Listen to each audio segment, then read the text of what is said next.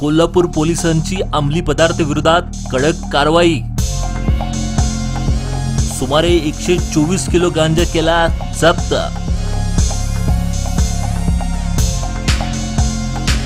यापुढे देखील अंमली पदार्थ विरोधात कडक कारवाई करण्याचा दिला इशारा। या कारवाईने गुन्हेगारांचे धाबे दणाणले।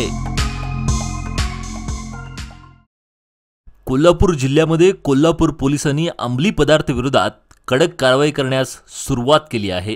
यामध्ये सर्व पोलीस स्टेशन अंतर्गत सुमारे 124 किलो गांजा जप्त केला असून आतापर्यंत 77 केसेस तर सेवन करणारे 57, अंमली पदार्थ बाळगणे 26 केसेस आणि सुमारे 35,06,000 रुपयाचा मुद्देमाल जप्त केला आहे। यामध्ये अंमली एमडी ड्रग्स सुमारे 250 ग्रॅम किमतीची 1 लाख रुपये किमतीचा मुद्देमाल जप्त केला असून आतापर्यंत 107 आरोपी गजाआड केले आहे। यापुढे देखील अंमली पदार्थ विरोधात कडक कारवाई करण्याचा इशारा स्थानिक गुन्हा अन्वेषणाचे पोलीस निरीक्षक रवींद्र कळमकर यांनी दिला आहे। कोल्हापूर जिल्ह्यामध्ये तरुण वर्ग हा सध्याच्या काळामध्ये गांजा व इतर अंमली पदार्थ यांच्याकडे आकर्षित झालेला आहे। याबाबतच्या विविध तक्रारी पोलीस नियंत्रण कक्ष त्याचप्रमाणे लोकप्रतिनिधी यांच्याकडून कोल्हापूर जिल्ह्याचे पोलीस अधीक्षक श्री महेंद्र पड्डे साहेब यांना प्राप्त झाल्या होत्या। त्या अनुषंगाने कोल्हापूर जिल्ह्यामध्ये गांजा व इतर अंमली पदार्थ यांच्या विरुद्ध कारवाई करण्याची विशेष मोहीम कोल्हापूर जिल्ह्यामध्ये 1 जानेवारी 25 पासून सुरू करण्यात आलेली आहे।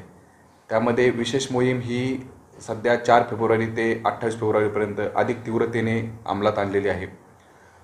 1 जानेवारी 25 ते आज तगायत कोल्हापूर जिल्ह्यामध्ये एकूण गांजा व इतर अंमली पदार्थ यांच्या विरुद्ध 77 केसेस दाखल करण्यात आलेले असून त्यामध्ये जवळजवळ 123 किलोग्रॅम गांजा व 1.5 ग्रॅम एमडी इतका 35,05,000 रुपये किमतीचा अंमली पदार्थ हस्तगत करण्यात कोल्हापूर पोलीस दलास यश प्राप्त झालेले आहे। याचबरोबर विशेष मोहीम जी 4 फेब्रुवारी 25 ते 28 फेब्रुवारी 25 या दरम्यान राबवण्यात आलेली आहे। त्यामध्ये आजतागायत 68 गांजाच्या केसेस कोल्हापूर जिल्हा पोलीस दलाने दाखल केलेल्या आहेत। त्यामध्ये जवळजवळ 18 किलोग्रॅम गांजा व 1.5 ग्रॅम एमडी इतकी जप्त केलेली आहे। कोल्हापूर जिल्ह्यामध्ये हा जे अंमली पदार्थ कोल्हापूर जिल्ह्यामध्ये येत आहेत ते कर्नाटक व परजिल्ह्यातून येत आहे। आता ज्या केसेस कोल्हापूर जिल्ह्यामध्ये दाखल करण्यात आलेल्या आहेत त्या केसेसमध्ये गांजा सेवन करणारे तसेच गांजा बाळगणारे यांना देखील आरोपी करून ज्यांच्याकडून हे अंमली पदार्थ कोल्हापूर जिल्ह्यामध्ये येत आहेत त्यांना देखील आरोपी केलेले आहे। त्यांच्यावरती देखील कठोर कारवाई करण्यात आलेली आहे। यापुढे भविष्यामध्ये ज्या व्यक्तींकडे गांजा जवळ सापडेल किंवा जे गांजा विक्री करतील त्यांच्या NDPS कायद्यातील अधिनियमांतर्गत त्यांच्या मालमत्ता देखील जप्त करण्याचे आदेश कोल्हापूर जिल्ह्याचे पोलीस अधीक्षक श्री महेंद्र पड्डे साहेब यांनी जिल्ह्यातील सर्व प्रभारी अधिकारी तसेच स्थानिक गुन्हे शाखा यांना दिलेले आहेत। त्यांच्या यापुढे भविष्यात मालमत्ता देखील जप्त करण्यात येणार आहेत।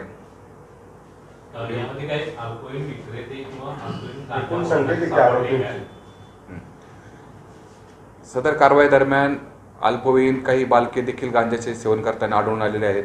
त्यांच्यावरती बाल सुधारगृहामध्ये येथे पाठवून त्यांच्यावरती त्यांचं समुपदेशन केलं जात आहे। त्याचप्रमाणे गांजा विक्री करणारे जे आरोपी आहेत ते बेसिकली 20 ते 25 या वयोगटातील किंवा त्यापेक्षाही मोठे आहेत। अल्पवयीन त्यामध्ये गांजा विक्री करणारे कोणीही आढळून आलेले नाही। एकूण या सगळ्या कारवाईमध्ये किती जणांच्यावरती गुन्हे दाखल आहेत आणि किती आरोपी आता अटकेत आहेत? 1 जानेवारी 25 ते आज तगायत जी अंमली पदार्थाविरुद्ध कारवाई करण्यात आलेली आहे त्यामध्ये 108 आरोपी करण्यात आलेले आहेत। त्यांना NDPS कायद्याअंतर्गत त्यांच्यावरती गुन्हे दाखल केलेले आहेत। त्यातील गांजा सेवन केलेल्या व्यक्तींवरती अटकेची कारवाई केलेली नव्हती, परंतु यापुढे भविष्यात ती कारवाई करण्यात येणार आहे। त्यातील बहुतांश आरोपी हे सध्या कारागृहामध्ये आहेत। एवढ्या मोठ्या प्रमाणात गांजा मिळतोय हे आता या कारवाईवरून दिसतंय, अजूनही काही मोठी मोहीम या संदर्भातली होणार आहे का काही दिवसात? बेसिकली गांजा हा कोल्हापूर जिल्ह्यामध्ये कुठेही उत्पादित होत नाही। हा परराज्यातून आणि परजिल्ह्यातून गांजा येत आहेत। त्याबाबत देखील कोल्हापूर जिल्ह्याचे पोलीस अधीक्षक यांनी एक प्लॅन अंमलात आणलेला आहे की ज्या बॉर्डरवरून की ज्या ठिकाणावरून गांजाची वाहतूक होती या ठिकाणी देखील विशेष लक्ष देऊन त्या ठिकाणी देखील यापुढे भविष्यात कारवाई करणार आहे.